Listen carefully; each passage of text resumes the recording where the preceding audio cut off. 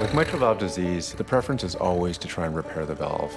However, there are certain conditions where repair is not possible and you have to replace the valve. And that was the case here with Rick. I was born and raised on this farm. I've basically been farming all my life. Rick is a very hard worker. Sometimes, you know, it's 5 in the morning till 9, 10 at night.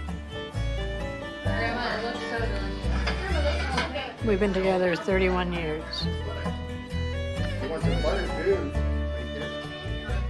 I have 4 sons. Bernice has a son and a daughter. And between the 6 of them, we have 12 grandchildren. She has her kids, I have my kids, but we have our grandkids. I like to go on Kubota rides with my grandpa because it's really fun and I really like spending time with him. I love doing stuff with my grandpa. He teaches me a lot. He's always funny energy even when he's feeling bad. I had rheumatic fever as a teenager, which caused a heart murmur. And I had the aortic valve replaced in 2016. A few years after the first surgery, things seemed to go downhill. Just walking from here to the barn got to the point where I'd have to stop and, catch my breath. So my dad ended up helping him a lot with the chores and stuff that he couldn't do. To go from climbing 60 feet silos to not being able to walk to the barn, it was very concerning. So that's when they decided it was time for the second valve. Rick was completely unwilling to consider a mechanical valve and the anticoagulation that he would have needed for that.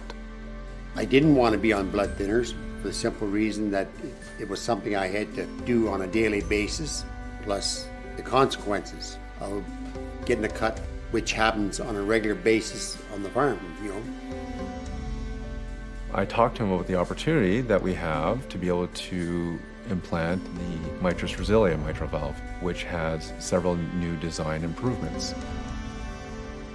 I was ready for the surgery. There was no quality of life left. Something had to change. Our plan today is to do a minimally invasive mitral valve replacement. The first time around, Rick had a sternotomy. This time we did it minimally invasively through a small 3-centimeter port on the right side. The MITRIS RESILIA mitral valve has an easily visible radiopaque frame to enable a transcatheter procedure in the future, if it's needed. But we hope for Rick that this valve will last for the rest of his life.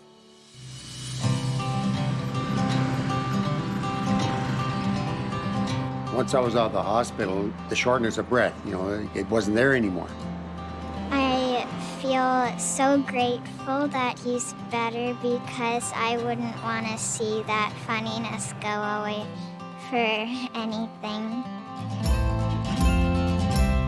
Today he's doing great. He just carries on life like he did before, so I don't feel the worry that I used to.